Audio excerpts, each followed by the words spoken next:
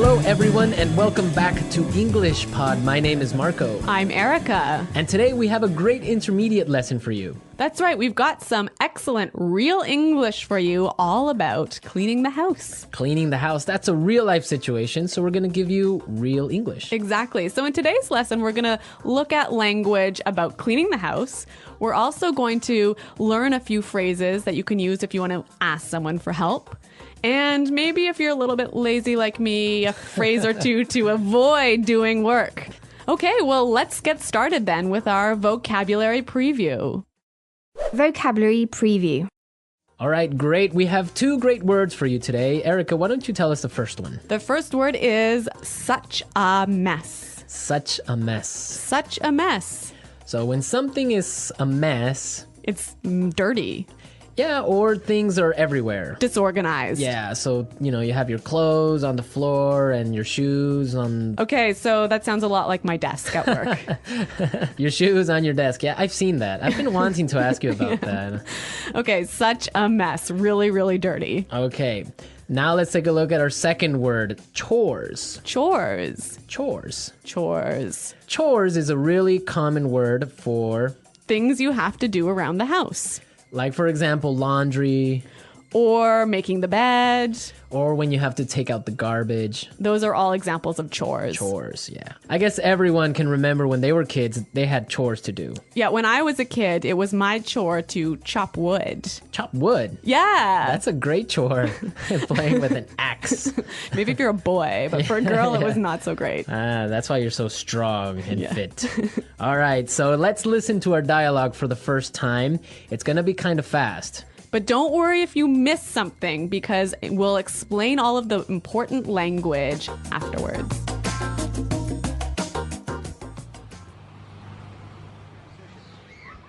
Honey, the house is such a mess. I need you to help me tidy up a bit. My boss and her husband are coming over for dinner and the house needs to be spotless. I'm in the middle of something right now. I'll be there in a second. This can't wait. I need your help now. All right. I'm coming. Okay, here's a list of chores we need to get done. I'll do the dishes and get all the groceries for tonight. You can sweep and mop the floors. Oh, and the furniture needs to be dusted. You know what? I have to pick something up in the mall, so why don't you clean the floors and I'll go to the supermarket and get all the groceries. Sure, that's fine. Here's the list of all the things you need to get. Don't forget anything. And can you pick up a bottle of wine on your way home?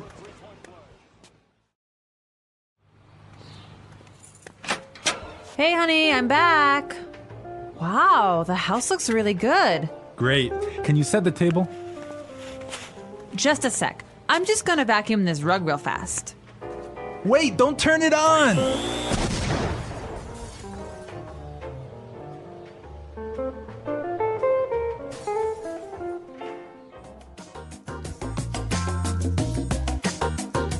So my God, Marco, what happened there? An explosion. We love a good explosion here at English Pod. We're going to give you as many explosions as possible.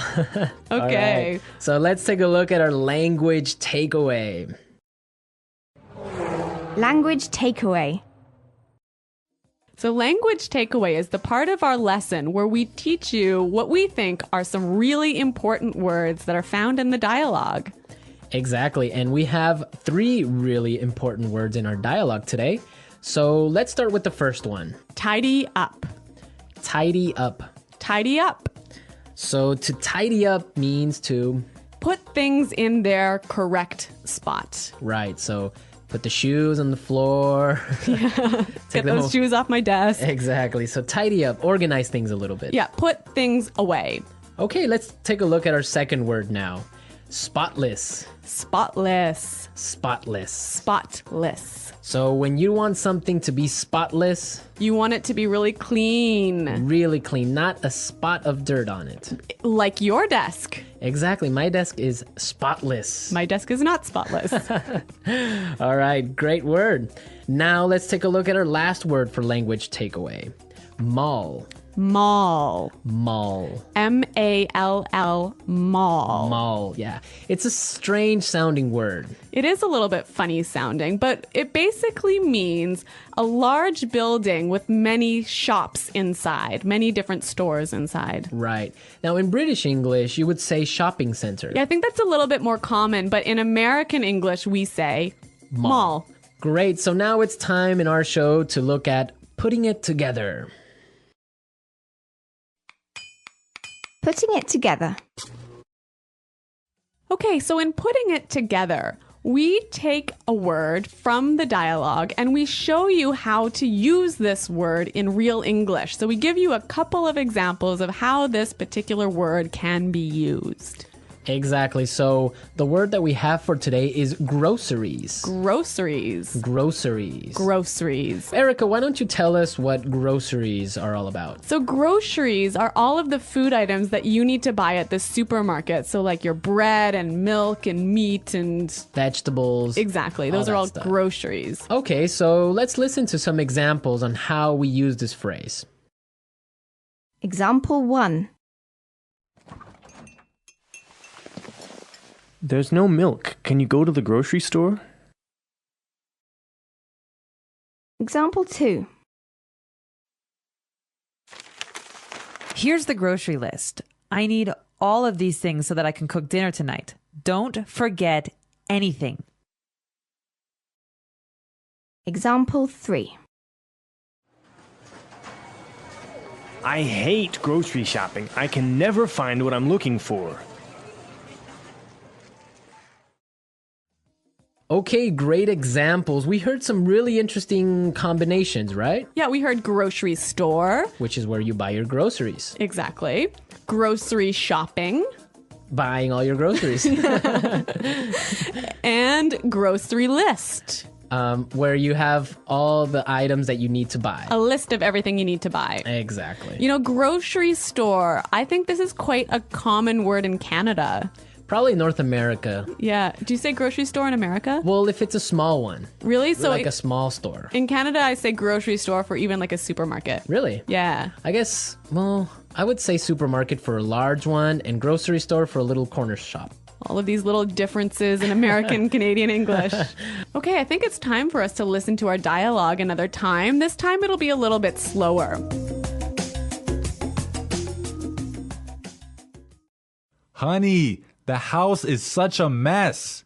I need you to help me tidy up a bit. My boss and her husband are coming over for dinner, and the house needs to be spotless. I'm in the middle of something right now. I'll be there in a second. This can't wait. I need your help now. All right. I'm coming. Okay, here's a list of chores we need to get done. I'll do the dishes and get all the groceries for tonight.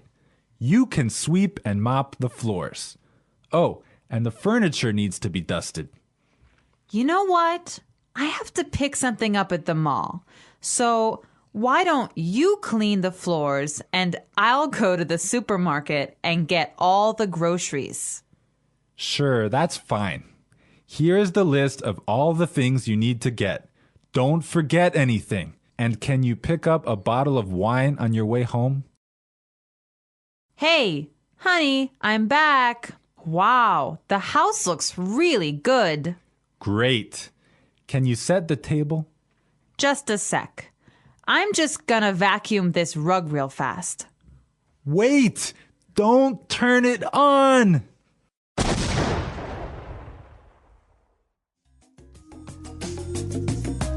Okay, great stuff. Love hearing that explosion. That vacuum just is a bomb. Yeah.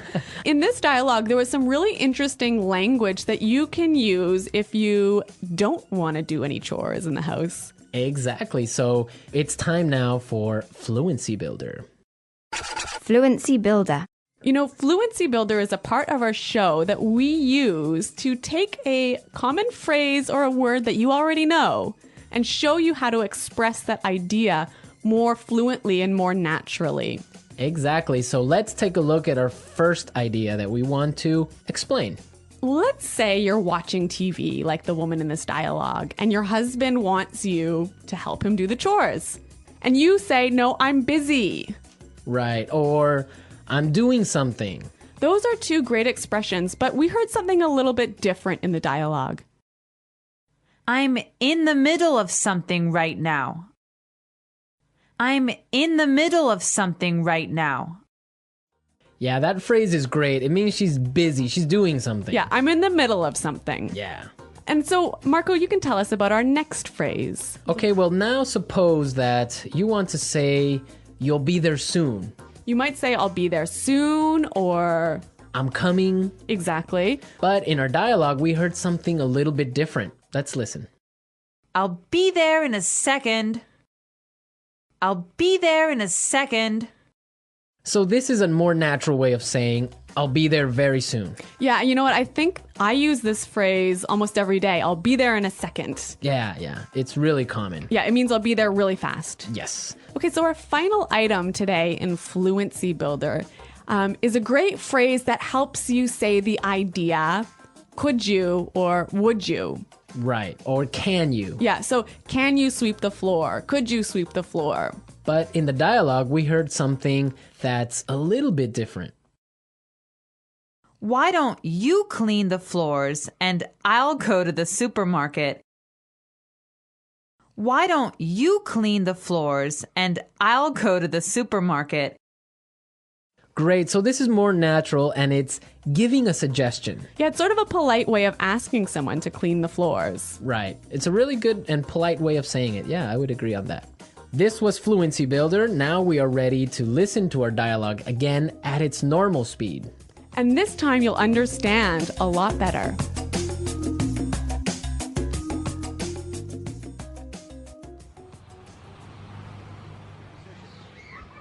Honey, the house is such a mess. I need you to help me tidy up a bit. My boss and her husband are coming over for dinner and the house needs to be spotless. I'm in the middle of something right now. I'll be there in a second. This can't wait. I need your help now. All right. I'm coming. Okay, here's a list of chores we need to get done. I'll do the dishes and get all the groceries for tonight. You can sweep and mop the floors. Oh, and the furniture needs to be dusted. You know what? I have to pick something up in the mall. So why don't you clean the floors and I'll go to the supermarket and get all the groceries? Sure, that's fine. Here's the list of all the things you need to get. Don't forget anything. And can you pick up a bottle of wine on your way home?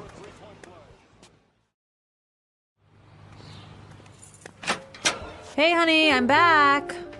Wow, the house looks really good. Great. Can you set the table?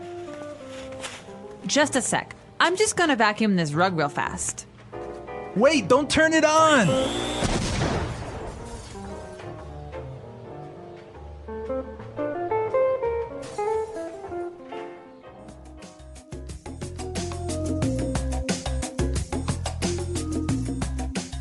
Has this ever happened to you? Has your vacuum cleaner exploded in your house? Well, not a big explosion like this one. Not so dramatically. Not so dramatically. But I've had this happen to me before. Yeah. And dust everywhere. And it's a mess. You don't want to have. You know, this word vacuum is really a very American word. Yeah, vacuum. Vacuum the rug. Vacuum the carpet. Yeah, vacuum cleaner. In the UK, what did they say? Hoover. Hoover. Yeah, Hoover. Hoover the rug. Hoover the rug. Which is interesting because it's actually a brand. Yeah. So I guess it's kind of like American English. You say, pass me a Kleenex. Oh, that's true. That would be like a tissue. Yeah. So I guess they say Hoover the rug or Hoover the house. Yeah. Wow. You know, I really love these small differences in meaning that we have between American English and British English. Yeah, it's fun. Okay. Well, another interesting thing about this is that the man was doing the housework. I know. He's a house husband. Yeah. So he's the one doing all of the chores in the house. Yeah, that's the new trend now. Now it's more popular for men to stay home and take care of the babies and clean the house. Yeah, like when I was growing up, my dad would take out the garbage and that was it. My mom had to do everything else. But now I think it's becoming a lot more common, especially in North America, for the household chores to be divided between the man and the wife equally. Yeah, I think it's fair. It's Me too. fair. Yeah. You'd make a good husband, Marco. That's what they say, but they haven't married me yet. Okay. All right. Well, we're out of time, folks. Be sure to log on to our community website and you can leave all your comments. And maybe other house husbands out there can give us their feedback on what they think about this. Yeah, so check us out at englishpod.com. And thanks for listening today, everyone. Until next time, this is Marco and Erica saying Bye. Goodbye.